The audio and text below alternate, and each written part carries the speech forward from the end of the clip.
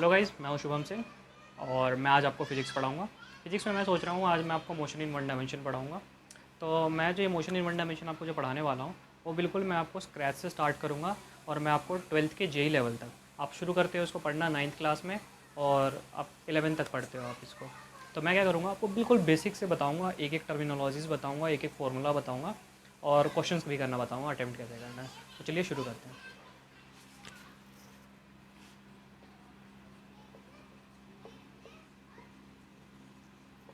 ठीक है, तो सबसे पहले आपको मैं बताना चाहूँगा कि हम इसमें जो वर्ड है motion, what is it. Motion क्या है? मोशन का मतलब है कोई भी एक बॉडी है, सपोज़ कर लो एक बॉडी है, वो पॉइंट ए पे है एक टाइम में। मान लो अभी टाइम बज रहे हैं 2:15, तो टाइम ए पे 2:15 पे वो पॉइंट ए पे है। जैसे ही टाइम जो है वो 3 बज गए, तो वो कुछ किसी पोजीशन बी पे है, किसी पॉइंट बी पे है। तो उसने जैसे जैसे टाइम बदला उसने उसने अपनी अपनी पोजीशन बदली। तो ऐसी बॉडी को हम क्या कहते हैं? वो ऐसे भी जा सकती है, हमको नहीं पता रास्ता क्या है, कुछ भी रास्ता हो सकता है।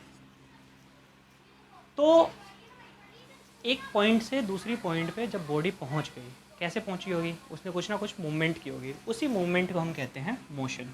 ठीक है। सिमिलरली एक और टर्मिनोलॉजी होती है जिसको हम कहते हैं रेस्ट। तो रेस्ट क्या होता है? मोशन का उल्टा। कोई एक बॉडी है, सेम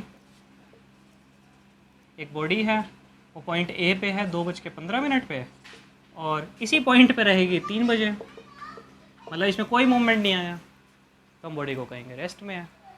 ठीक है।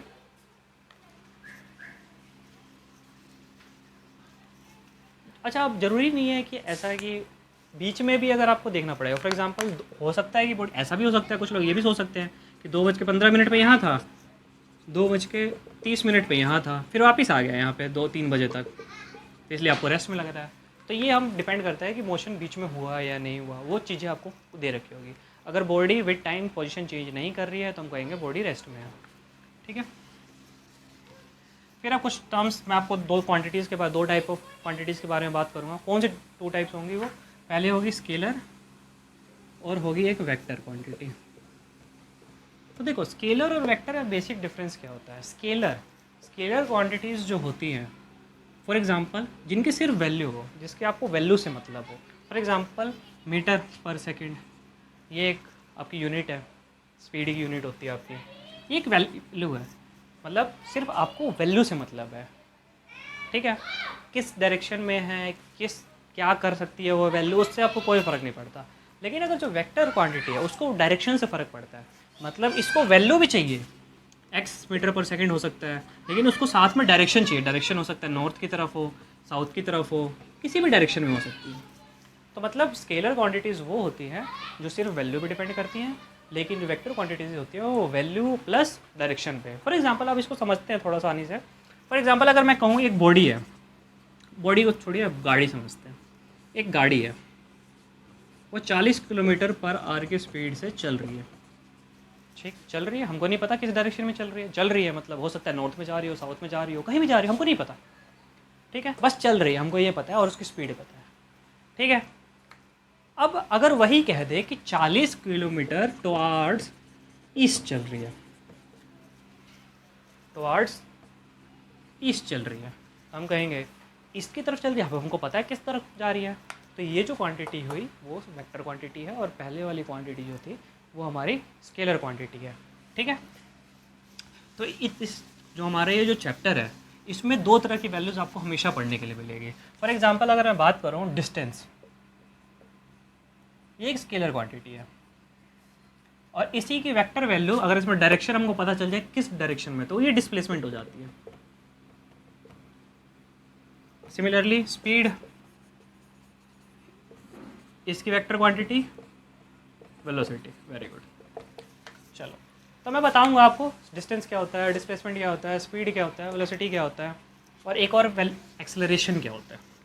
तो शुरू करते हैं। सबसे पहले डिस्टेंस है।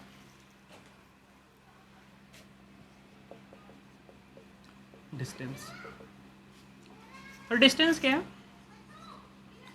एक पॉइंट है ए, एक पॉइंट है बी। ए से बी जाने का रास्ता है ये, मैंने गाड़ी ली और मैं इस रास्ते पे निकल गया और मैं पहुंच गया यहाँ पे। तो ये जो पूरा डिस्टेंस था ये 10 किलोमीटर का था। तो जो डिस्टेंस होता है it is the actual path travelled, वो हमेशा डिस्टेंस होता है। तो ये एक्चुअल पाथ ट्रेवल है। तो मैंने कहा था डिस्टेंस की वेक्टर क्वांटिटी होती है डिस्प्लेसमेंट। तो अब डिस्प्लेसमेंट क्या होता है? तो डिस्प्लेसमेंट क्या होता है? एक वेक्टर क्वांटिटी है। और जो वेक्टर क्वांटिटीज़ की सबसे अच्छी बात होती है वो इनिशियल पोजीशन और फाइनल पोजीशन पे ही डिपेंड करते हैं। इनिशियल पोजीशन ये, फाइनल पोजीशन ये, बस इनके बीच में एक लाइन डाल दो, स्ट्रेट लाइन। तो ये जो शॉर्टेस्ट पाथ है वहाँ पहुँचने गया, हमेशा एक straight line between 2 points shortest path होता है कहीं भी जाने का। तो शॉर्टेस्ट पाथ है 7 किलोमीटर्स का। तो ये डिस्प्लेसमेंट ये हो गया, A to B का डिस्प्लेसमेंट ये। डायरेक्शन आपको पता ही है, समझाया? ठीक है, कुछ ना समझ में है प्लीज़ कमेंट्स में डालो, मैं अगली वीडियो में बिल्कुल आपको समझाने की कोशिश करूँगा।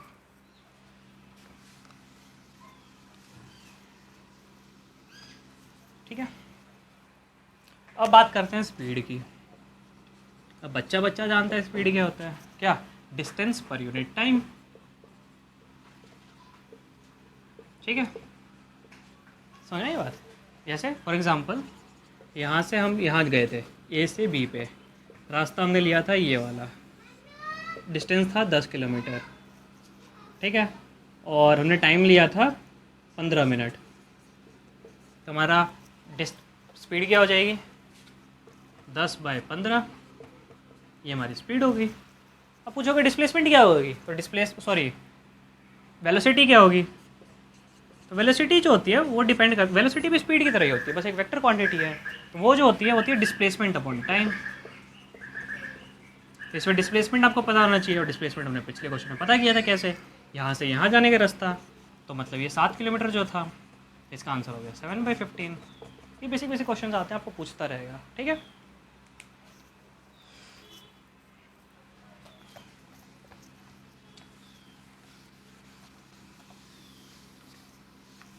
ठीक है। अब बात करते हैं एक्सेलरेशन की। एक्सेलरेशन जो होती है एक वेक्टर क्वांटिटी होती है, दैट इज इक्वल टू ए से डिनोट करते हैं हम उसको, वो होता है change in velocity. Change in velocity मतलब अगर मैं कह दूँ फाइनल वेलोसिटी v है और इनिशियल वेलोसिटी u है, तो ये टर्मिनोलॉजीज हम यूज़ करते हैं डिवाइडेड बाय टाइम, हमारा होता है एक्सेलरेशन। आपको एक्सेलरेशन कभी भी निकालने के लिए मिले तो ये, ठीक है। तो ये कुछ टर्मिनोलॉजीज मैंने आपको बताई अभी, uniform acceleration, non uniform acceleration, velocity, non uniform velocity, ये सब चीज़ें मैं अगली क्लास में बताऊंगा मैं आपको, ठीक है। और इसके बेसिस पे आपको मैं कुछ क्वेश्चंस भी कराऊंगा। चलिए मिलते हैं नेक्स्ट लेक्चर में, थैंक यू। और प्लीज़ अगर आपको वीडियो पसंद आई हो तो प्लीज़ लाइक करो, सब्सक्राइब करो, ताकि मैं और भी वीडियोज़ डाल सकूँ, इससे हमको इंस्पिरेशन मिलती है बनाने की। Thank you.